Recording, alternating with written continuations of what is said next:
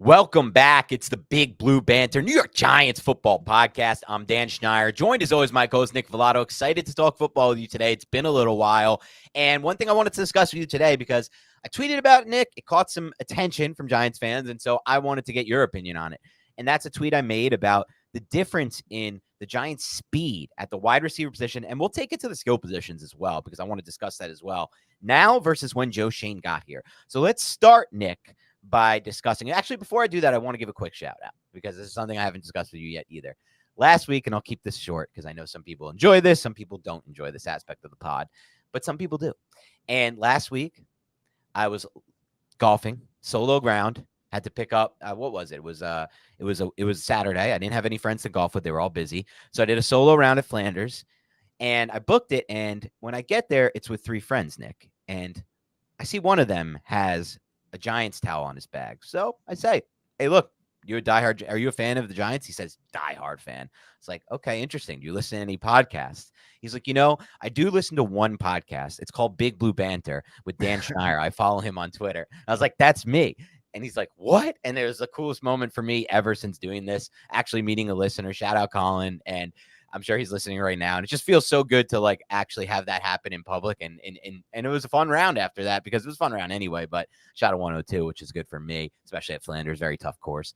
But been bad recently. Nick had a 106 and a 109 since then. So things have trended in the wrong direction since that day, but I can live with that. And that's golf. But, it's just so cool to actually go have that moment in the wild. And that was at Flanders Golf Course. So I know some people who have tweeted about that, Nick, have said they want to get out and golf. Maybe we'll do a Big Blue Banter like golf outing at some point. We get Nick out there. You get Nick for like, he's interested for like between 3 and 5 holes before he loses interest.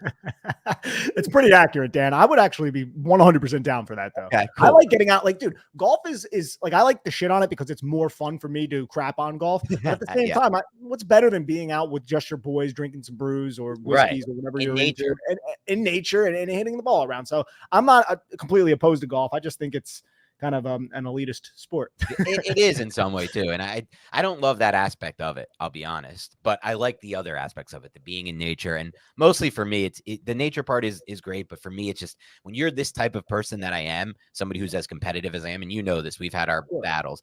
Any game where I could incrementally get better and like I can always get better. No matter how much better, I'm always going to want to get better. It just appeals to me. But yeah, Big Blue Banter golf outing, we might do it. And I'll say this and we'll end it here because a lot of people don't love the golf talk. This is only like 45 seconds to a minute, so we're okay. Nick, for someone who doesn't golf, is unbelievable at golf. And I think it's just a pure athleticism-based thing. This dude can actually get the ball in the air. And he never swings a golf club, doesn't take any lessons, has never looked at any videos or anything, just all naturally picks up a club and can actually move the ball through the air. Most people I know who have tried to just do what you do, Nick, just can't make contact with the ball. So very impressed by that. So you'll see if we ever get this going. But thank you so much. But now you set the bar high, and I'm going to suck. I'm going to make fun of it. No, it shouldn't be. Golf is the hardest sport in the freaking world. But let's get to what we're discussing today, and let's start with this this graph that I showed Nick. So here it is. This is what kind of got the juices flowing on this. So this is a route-weighted 40-yard dash time for every offense's wide receiver room back in 2022. And remember, this was when Joe Schoen and Brian Daboll took over. And you could see from the chart, the Giants were dead last, the slowest wide receiver group in the entire NFL when Joe Schoen and Brian Daboll got here. Thank you, Dave Gettleman.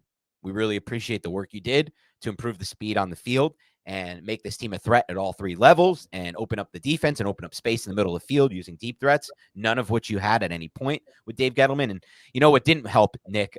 Jason Garrett's spacing-based offense where everything was really condensed. But since that point, you heard Brian Daboll and Joe Schoen say, this is a point of emphasis for us. We need to get faster. You remember it from the opening presser with both Daboll and Schoen. And now we look at things how they stand now. And this is a tweet I actually don't have up, but I can find. The Giants have become, sneakily, Nick, one of the fastest wide receiver groups in the entire NFL. But before we get into that, Dan, let's reflect back on the 2022 wide receiver depth chart as you find that chart for the YouTube audience.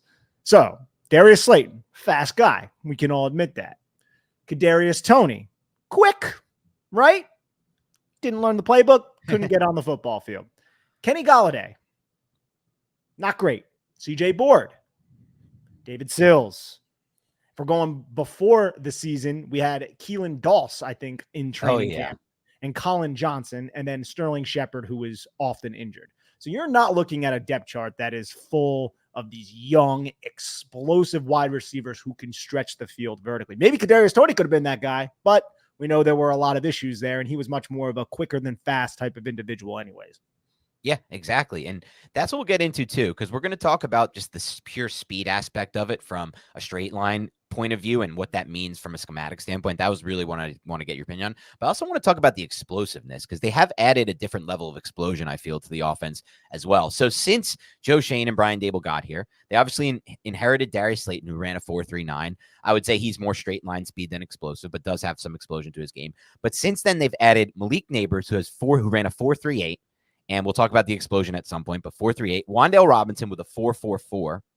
And Jalen Hyatt with a 4.40. But many people said that testing time was actually in the 4.3s, but the official time was 4.4, and he ran it maybe injured or whatever or whatnot. And I think as you can watch the tape, Nick, and I can watch the tape, there is a different level of speed to him. Like him being a 4.40 versus Wan'Dale 4.44 and Darius Slayton 4.39. I think Hyatt is the fastest of those three from a straight line standpoint.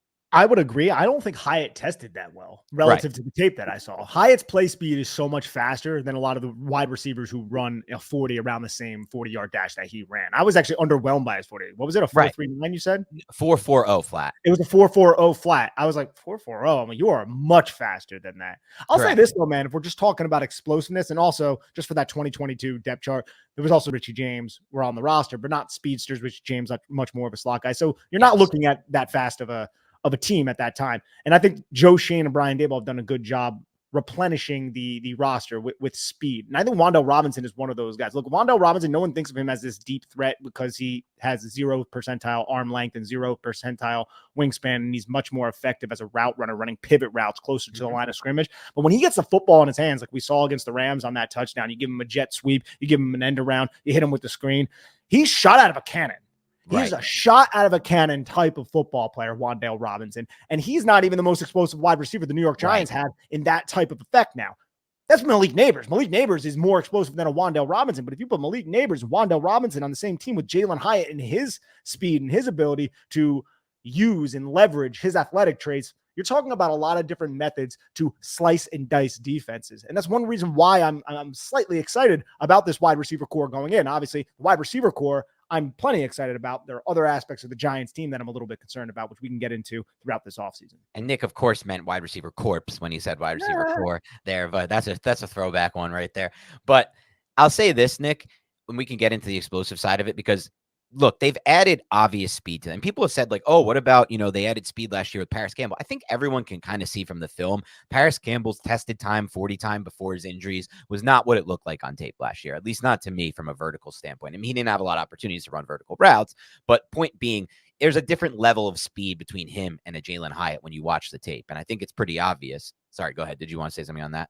I was just going to say, I don't know what the Giants usage, like the thought process behind Paris Campbell. It was just, we're going to line them 2x2 set, number 2 receiver, run a flat route, run an out route. And that was his primary usage. And I think the Giants felt like obligated to get him onto the football field. Yeah. And maybe they didn't believe Wan'Dale Robinson was healthy enough coming back from the injury early on, or Jalen Hyatt was further enough in his development to get him out there, but it seemed forced with Paris Campbell. I agree with that statement that it did seem forced with Campbell, which is odd because I don't know, like we'll see what happens now. He's on the Eagles. We'll see if he can rebound his career.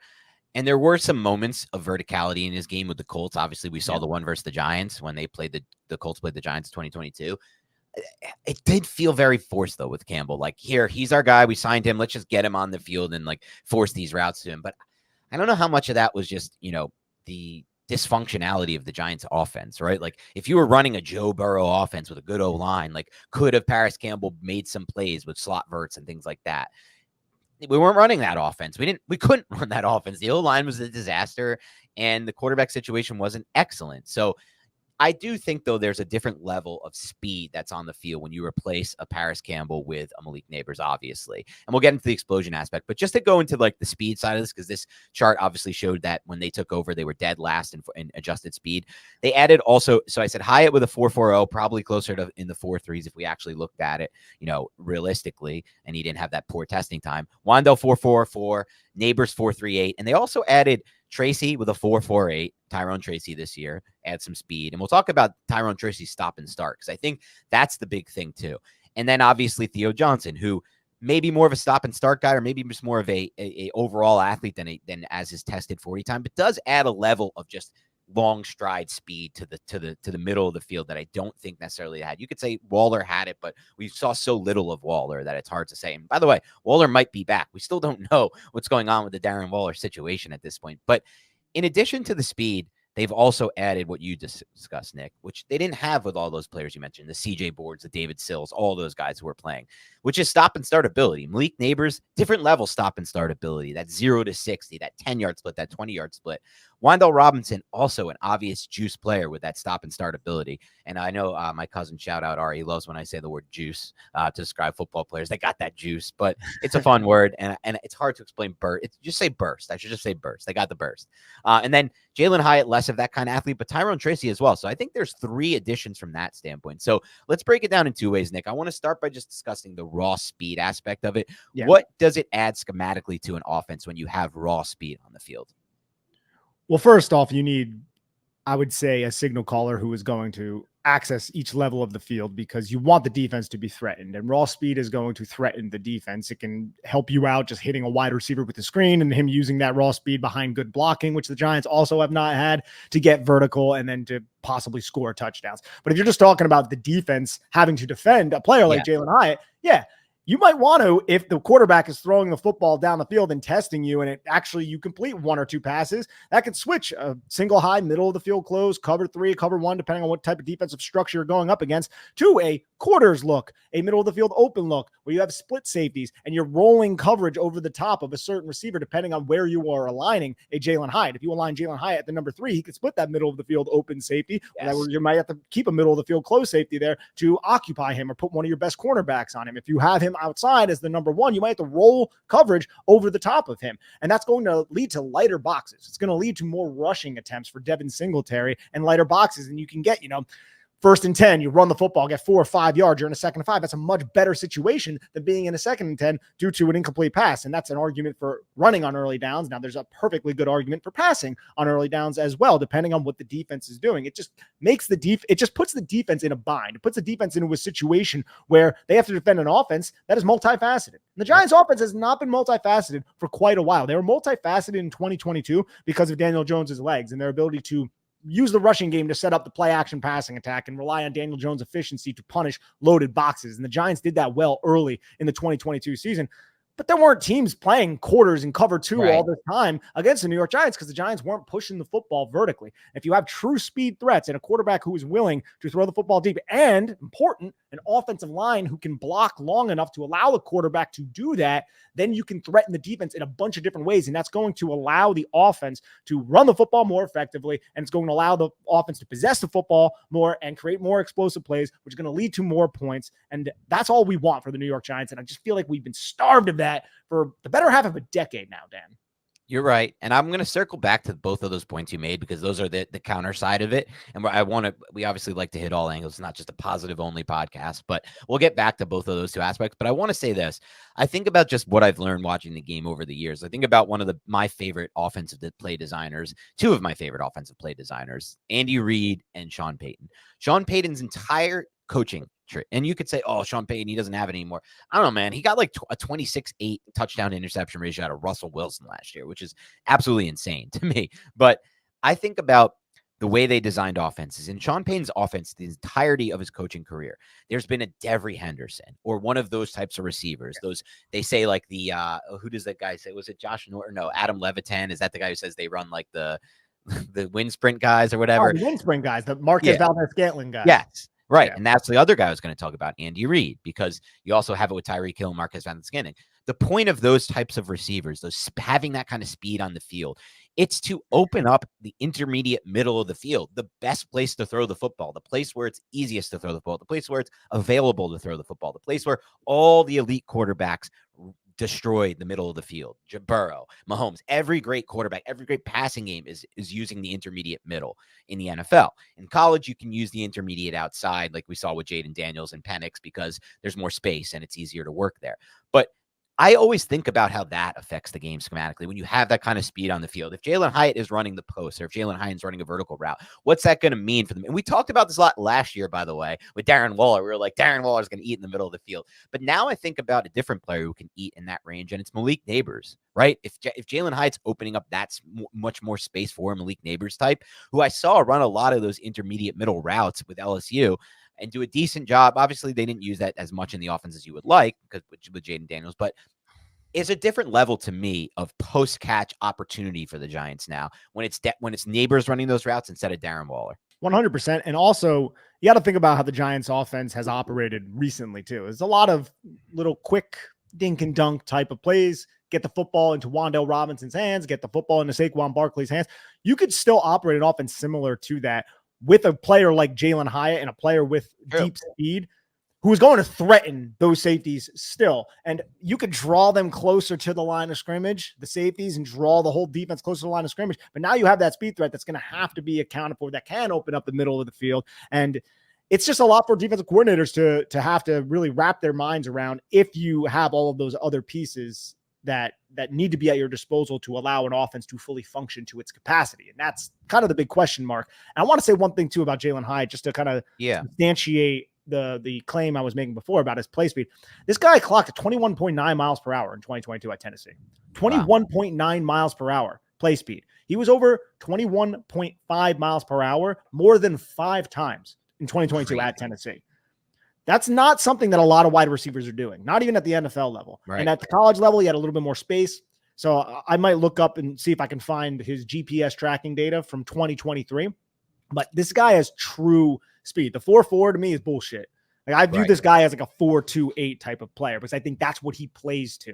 Now, I wish he was a little bit more flexible and agile when he gets the football into his hands to make players miss. I think that's one aspect of his game he doesn't quite have right now. But if you're just talking about verticality, Jalen Hyatt is one of the best wide receivers in the league that offers that. And I think there's also a lot more nuance to his game that we haven't seen actualized yet because he was a freaking rookie and a just catastrophe of a situation in 2023.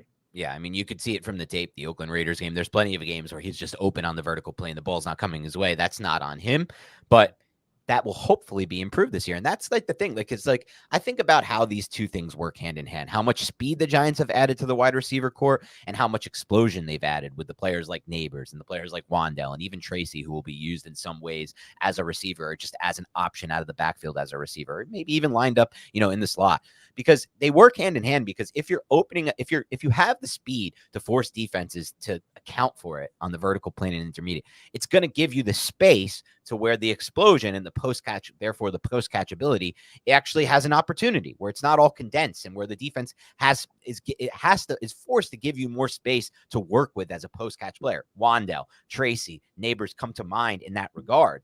And I just think about it like if you're condensing and you're trying to take away those guys' ability post-catch, because the Giants have been such a dink and dunk offense, like you talked about, which is true. Obviously, the average depth of target has been horrible the last 2 years. They don't throw outside the numbers down the field. These are all things that we hope the offensive line improvement can improve. And yes, we're taking a jump, Nick. I admit it. We're taking a jump to say the offensive line will improve, but I do hope that the additions of Runyon and Illuminor will help the offensive line. I don't know how to think it won't. These guys have played NFL snaps, and they've played it at a solid level. Guys like Azudu, who were playing last year, McKethan, they hadn't played it at an NFL level. They're playing only against college dudes, and there's just not – and even Bredesen, like he had some snaps with the Giants, not many with the Raiders. Like it's not even the same level there. Even John Michael Schmitz, a rookie playing. Now it's second year for John Michael Schmitz. You ever feel sluggish or out of focus? Are you stressed? Has your digestive system caused discomfort or flatulence like a certain co-host on this podcast during a live stream? If so, you should check out AG1. When I started drinking AG1 daily, I could feel a real difference in my daily health. I had more energy, I was better off at the gym, and I could focus on my work in a much more efficient manner. That's because AG1 is a foundational nutrition supplement that supports your body's universal needs like gut optimization, stress management, and immune support. Since 2010, AG1 has led the future of foundational nutrition, continuously refining their formula to create a smarter, better way to elevate your baseline health. Not only did I replace my multivitamin with AG1, but I love that every scoop also includes prebiotics, probiotics, and digestive enzymes for gut support. I recommend AG1 to all my family and friends because AG1 has a team of doctors and scientists that formulate around the latest science and maintains high quality standards within the industry. Even my friends have started drinking AG1, and they always tell me how energetic they feel and how it's helped them out at the gym, and also it's helped them manage their stress levels. That's why we're happy to have AG1 as our partner. If you want to take ownership of your health, it starts with AG1. Try AG1 and get a free 1-year supply of vitamin D3, K2, and 5 free AG1 travel packs when you first subscribe. Go to drinkag1.com/banter. That's drinkag1.com/banter to check it out. Our mental and physical well-being is of the utmost importance. Whether you're a world-class athlete or a podcaster like me, we all need to take that very seriously. That's why I'm excited that Unified Healing is sponsoring this episode of the Big Blue Banter podcast. Unified Healing is a new and super innovative global network of wellness centers powered by Energy Enhancement System, or EE System. If you haven't heard of the EE System yet, you'll want to listen up. This technology promotes wellness, deep relaxation, purification, and rejuvenation. Whether you're here in New York, New Jersey, Arizona, if you will, or hundreds of other locations across the globe, access to a center is easy and affordable. Interested in experiencing the EE System technology for yourself? Go to unifiedhealing.com/banter to learn more and find a center near you. That's UNIFYD healing.com/banter. No material or testimonials on the Unified Healing website are intended to be viewed as medical advice or a substitute for professional medical advice, diagnosis, or treatment. Always seek the advice of your physician or other qualified healthcare providers with any questions you may have regarding a medical condition or treatment. And before undertaking a new healthcare regimen, include EE System.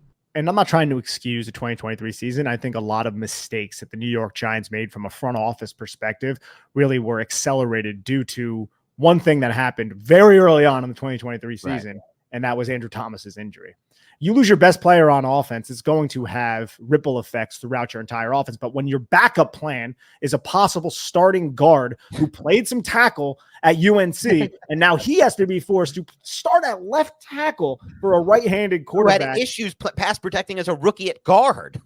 Exactly, man. It was such a disaster, and it was that, and there was the tight. I mean, we brought it up so many times on this podcast, but like we've said, every single calculated risk, if that's how you want to term it, that Joe Schoen made prior to the 2022 season blew up in his freaking face. And that one was, I think, the catalyst to the absolute misery that we all experienced throughout the 2023 season. It was the Andrew Thomas injury on the first freaking drive of the season, Dan. Yeah. First drive. So that's just insane to me that happened. And I think it was one of the primary reasons why we sucked so bad the entire year. I think you're right. And I haven't really thought about this until you mentioned it, but I think alone a healthy Andrew Thomas could make all the difference that Giants fans need to see. Even if we don't, think about it like this. If you have a healthy Andrew Thomas for the full year, now you have the ability to slide protection and put him on an island a lot because he can handle that responsibility. So now you're sliding protection. You have extra bodies to handle the other side versus what we had with an injured Andrew Thomas, which is no slide protection. Maybe you need to even slide the protection to the left side because Azudu is so bad at protecting. And now you're worried about sliding protection left. You have all these other issues on the right side of your offensive line. if you're able to put Andrew Thomas on an island there in pass protection, that makes such a difference for what you're able to do for the rest of your pass protection. And I'll say this, Nick, and when we can wrap it up here, obviously sorry, go ahead. Yeah, one more point on that. Let's look at it this way. Evan Neal sucked his rookie season. He comes into his sophomore year and he's like, well, at least I can get more slide protection in my direction. But instead, Andrew Thomas gets hurt in week 1, and then they have to keep protection honest because Josh Ezeudu is just as bad, if not worse, than Evan Neal in pass protection. And I'm not excusing the other issues with the New York Giants. Trust me, I've said it so many times on this podcast. I don't feel like I need to reiterate it, but that's a reality that the Giants lost their star player, arguably one of the best tackles in the league, on the first drive of the season. And the Giants did not have a clear-cut contingency plan to replace him. Yeah. And I think about it like that, Nick. I think as long as the offensive line can take the jump, I kind of expect them to. I almost feel like they've improved so much from a speed and explosion standpoint at wide receiver, while adding guys like Theo Johnson and Tracy to the mix, that if the offensive line takes just the jump that they could take with a healthy Andrew Thomas plus 2 legit veterans who have played in the NFL in Illuminor and Runyon. Now, Neal, we'll see what happens there, but I'm hopeful.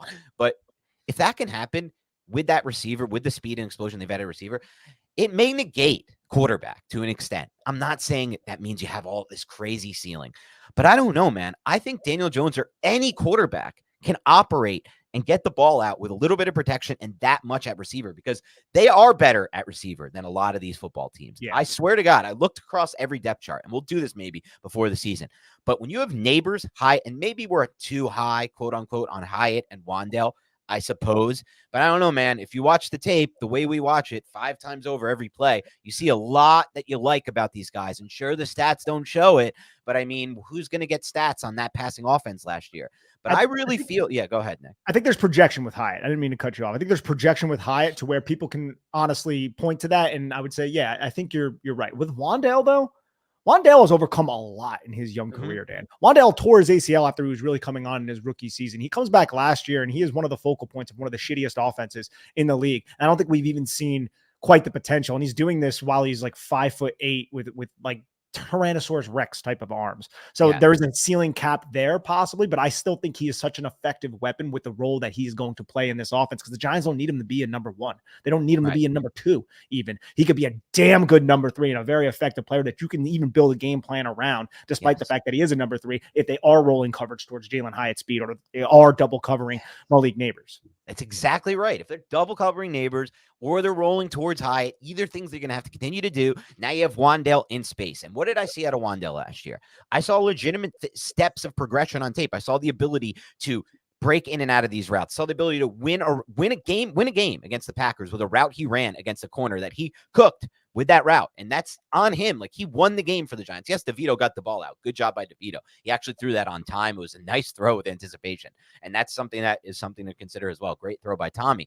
But Wan'Dale ran the route. Wan'Dale won the route. And Wan'Dale also threw other moments. The ability to get open and then get vertical and get them first downs when they need first down, when they couldn't have maybe got first downs if he tried to juke a guy out, win the sideline. He showed the ability to come around the line of scrimmage in motion and take a pitch and take it for a touchdown. He did that twice, or at least once, and then got to the one on another one of them. He showed a lot to me. And yes, Hyatt, you can say, is somewhat of a projection. I agree with that. There are also moments on film that went beyond the projection when he's extending away from his frame and making hands catches. This is something I thought you did a great job of breaking down in his Tennessee tape as a potential reason for more hope than just, is this guy just a burner? Because he showed the ability to hands catch at Tennessee. And that's what I saw a lot of. He showed the ability on a third down, Nick, where he caught that like underneath drag and then stopped and started and froze the defender and got the first down. He showed the ability to rise to the occasion, catch a ball that was thrown high with Tyrod Taylor on a 4th and 7 against Buffalo, and take a massive hit that he was thrown right into and come up with the football. I think there is projection with Jalen Hyatt, but I also think there's moments on film that get you really excited about where he could be with a functional passing game. And that's for Wan'Dale. That goes for Hyatt. I have a lot of excitement about this wide receiver group. Maybe some of it is, again, projection, and I'm fine with that, Nick. But I do think there is a world this year where the pass protection gets better. And with this kind of talent at wide receiver, the quarterback is less important, and the quarterback can just make it work to an extent. Maybe not the way Burrow or Mahomes can. Fine. I understand that. And I'm never going to say that that's the case with this quarterback situation. That would be stupid. That would be obnoxious to say, and it would be Homer based. But I think there's a world where they can get a much better passing game than we've seen even in 2022, dude. Even better than that because they've made so much improvements at wide receiver and potentially, hopefully, the offensive line. I just think the playmaking ability of Malik Neighbors allows you to at least access that. And hopefully the development of Jalen Hyatt and the further development of Wan'Dale Robinson. Right. And we'll see what we get out of the tight end position. I think Daniel Bellinger is an underrated player. I think he's more of a lunch pail grit type of guy, but I also don't believe we've seen his capabilities as a receiver quite yet. Is he going to be as dynamic as Darren Waller? No. But can he be like a Dalton Schultz or a player similar to that? I don't think that's crazy. And Dalton Schultz was a very productive tight end. I still think the primary aspect of Daniel Bellinger's game that Giant fans should praise is the blocking. And I don't want to take anything away from that, but I still think there's a lot of receiving upside that we just have not seen quite yet. We both feel that way because that's what the tape tells us, Nick. And I could go back and maybe I'll do this one day, but I can show you countless examples of Daniel Bellinger open on the vertical plane. The ball didn't come his way. Sometimes it did. DeVito hit him on a hole shot once and against cover 2 last year when one of the games DeVito was in. But there are opportunities for Bellinger in my mind, especially in the red zone and up the seam, that could be unlocked. Also, because we have all this attention shown to Hyatt and Neighbors and Wan'Dale. So this is him and Theo are two other players on this roster who could actually benefit from the speed that they've added at wide receiver and the explosiveness they've added at receiver. People always talked about, Barkley was on the offense. People were accounting for Barkley. Maybe to an extent, but I didn't really typically see that, to be completely honest. I think that there will be more accounting for the wide. I just think in general, defenses scheme around the passing game more than they scheme around the run, a running back in the run game. They do, but a lot of defenses, the first player they would always focus on was 26. It's not like that was in the passing game. It's not like they were loading up, 8 guys, 9 guys in the box. I don't want to make it like it was that. Yeah. I wanted to bring this up before we get out of here because I think it's pertinent to this conversation. Without Saquon Barkley here, are we worried at all about the running back depth? Let's just say week 1 rolls around. Devin Singletary, unfortunately, gets injured. What are we looking at there? Now, I think the Giants have added 2 day 3 picks last 2 seasons. So they have kind of crossed their tracks, but neither of those guys are proven as running backs. Now, the thing about the running back position that I feel like makes this calculated risk, if you want to phrase it that way, much more tolerable is you can just go to free agency and you could just pick up a running back and you can insert them and they could be like Devonta Freeman for the Ravens a couple of years ago. You know what I mean? Dalvin Cook is probably going to be available. Players like that. Right. Exactly. So like that makes me feel much more comfortable about it. But I think it's an interesting conversation that should be had. Yeah, I think it's an interesting conversation. I think you're right. There is a lack of depth. If they had an injury to Devin Singletary, that would be a problem for this team. But at running back, I feel very confident in what you said secondly there, which is they can find something in free agency, somebody who understands pass protection and can get the job done there, which is the most important thing they would need. And I think ultimately, to me, the running game is a function of the offensive line. If I can get a good offensive line going, or better, or a step forward there, I'm not as worried about who's back there. I think there's a lot of talent that can be had in free agency and just in general, like guys like Eric Gray and Tracy. I think if they can get a run behind a functional offensive line, you're going to see a more talented player than you imagine with both of those guys. Like, and that's just how the running game works in the NFL. The Niners are great proof of this. There's plenty of concept. Like the Dolphins are proof of this. Yes, Devin Achane is a talented player. Devin Achane was not the play. Like he shouldn't be carrying 7 yards a carry in the NFL. That's what he averaged last year. He's like in the best spot, man. Right. It's like those 2 run games, McDaniel and Shanahan are their receivers block so well. The run game is set up so well. They practice it so hard, and everyone is all bought in on the run game. Like that's what it is. It's the offensive line and the receivers. And are you bought in on the scheme? That's what I'm looking for. And I know the Giants are going in that direction, which is something I'm excited about from a roster building standpoint. By the way, Nick, that they are understanding the direction you want to go with your run game is get the blocking right and get the offensive line, get the receiver blocking right, and get the system and the scheme right in the run game. That's number 1 there. Who's the best blocking wide receiver now? It might be Brandon Ayuk, honestly. Straight up. No, I mean on the Giants. Oh, on the Giants. Well, they lost Shepard. That was probably was it Darius? Because Darius Slayton does a pretty good job with it. He's a pretty good blocker. Isaiah Hodgins is a good blocker. I don't want to project too much, but I did see some good moments from Malik Neighbors in the run game. Yeah. And I think he's a dog and he's a physical, tough player. So I don't want to project too much, but I like his upside as a blocker. I think Hyatt has a little bit of upside, or at least he showed a little bit of upside at Tennessee. It's just he's like 180 pounds. Small. Yeah, so but he's also kind of a dog in the run game. Yeah, I agree. I think it's all about, to me, when it comes to wide receiver blocking, it's all about if you want it or not. I really do believe that. Yes, the size matters, but like you look at how those 49ers dudes block in the run game, every single one of them is all bought in. They know it's such a big part of the scheme that they need to be blocking. And then you see it. They're the best run team in the league year after year after year. It doesn't matter. Now they have McCaffrey, but for a while they did it with rotating backs that they had in there. Like, who was the dude who had, like, I mean, obviously the guy who's now on the Dolphins, blanking Raheem Mostert, but like they had other dudes just cycling in there, getting thousands of yards, 100-yard games. Like, you could do it with anything you want. If you get the scheme right and the blocking right, and the offensive line does their part, like, you got it. You nailed it. So I'm excited for that, and I hope the Giants continue in that direction. I know they're not done on the offensive line. I know they didn't draft anyone this year, but they're going with a different strategy. They want the veterans and the guys they drafted to step in with a new O-line coach, and I'm excited to see how it happens. But yeah, very excited. I'm starting to get excited about the offense, Nick, because of these receivers. I'll be honest. We'll see if that excitement can pay off. We got a long way to go. But the Giants have certainly, without a doubt, based on that chart, added speed to the wide receiver. They went from dead last, the slowest wide receiver group in the NFL, to one of the fastest within a span of 2 years. We'll see what kind of impact that makes. Obviously, a lot depends on what you talked about, the O-line and the quarterback. But I have some hope there. So we'll see what happens, Nick. Thank you to everybody listening to Big Blue Banter Podcast. Have a great rest of your week. Please like, subscribe, do all the things I usually ask, and we'll talk to you soon.